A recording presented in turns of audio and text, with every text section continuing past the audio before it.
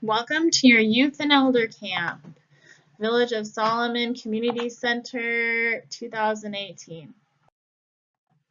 We'll do introductions. I would ask the campers for their name, where do they live, their favorite hobby, and their favorite superhero. Then we'll introduce the camp staff and introduce our team names. And then however we decide to distribute teammates to each team or to each camp staff. And then we'll talk about responsibility and what responsibility means.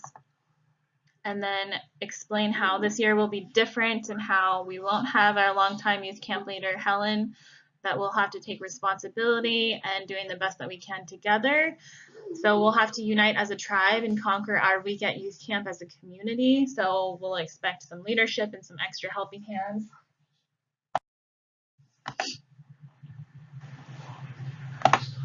And then we'll talk about some camp rules, which camp does rule, but what are the rules? And then since Jen has done such a great job explaining the rules, I figured that she can take over this discussion with the camp.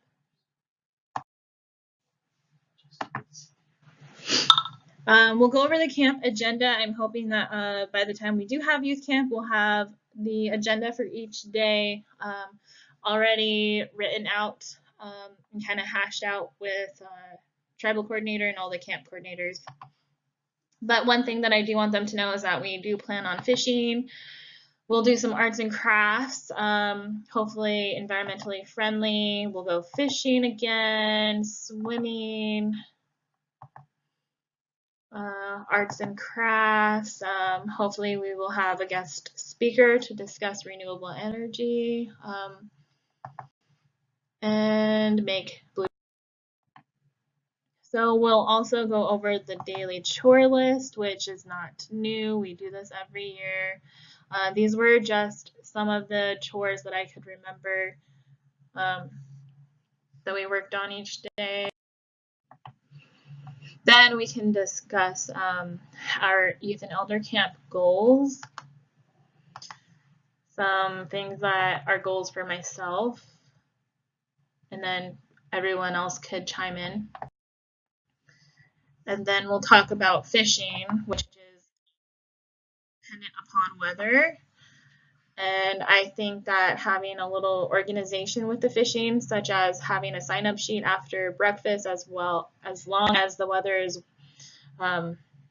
good for fishing. And we'll have to discuss sharing. I know last year the fishing pools were a bit chaotic and some of them got ruined because they weren't being well taken care of, and some kids weren't supervised, which we will need to make sure that they are this year. And I was thinking that we can rotate because I know that there were some arguments last year. And then I figure I can take lead on all the fishing because I can put a lure and hooks on to a fishing line. I know how to work poles and if they get tangled. I would also supervise all of the fishing activities that we have, which I can cook, or I can cut the fish and clean. I would like to ask for a volunteer though to help me, maybe someone that really enjoys fishing and wants to learn how to cut and learn how to put the hooks and lures on. So I'll ask a youth camp volunteer, youth anyway. And then berry picking.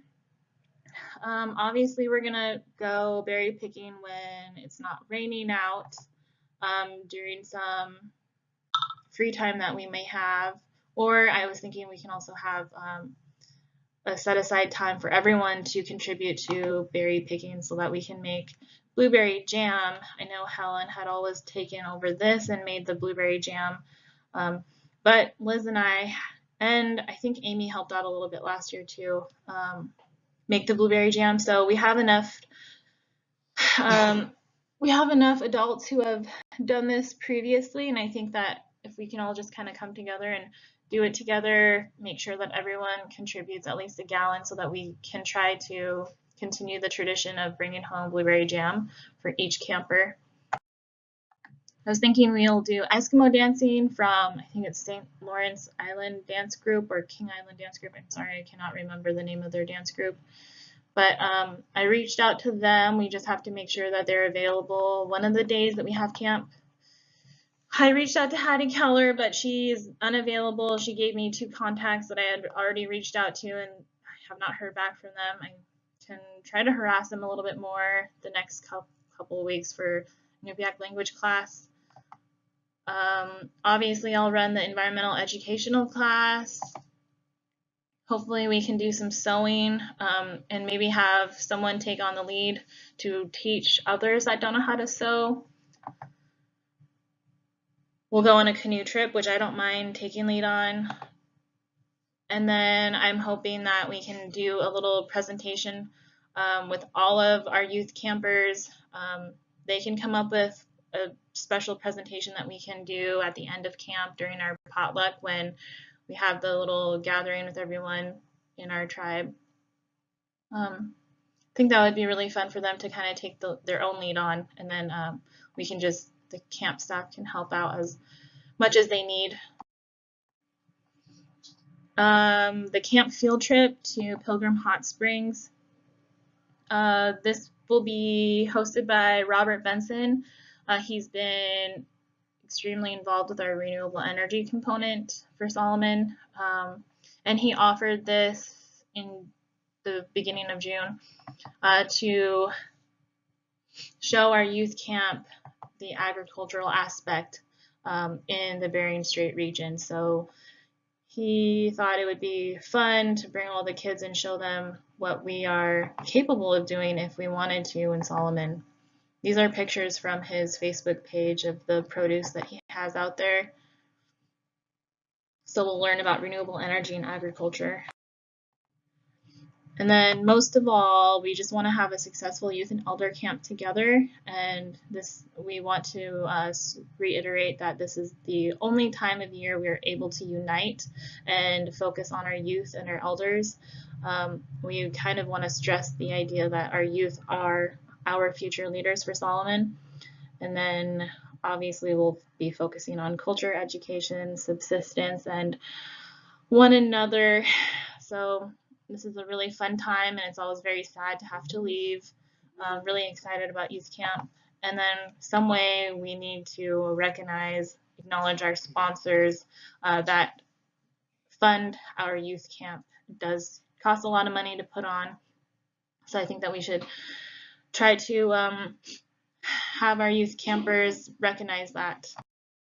And then at the end, we'll have questions and comments.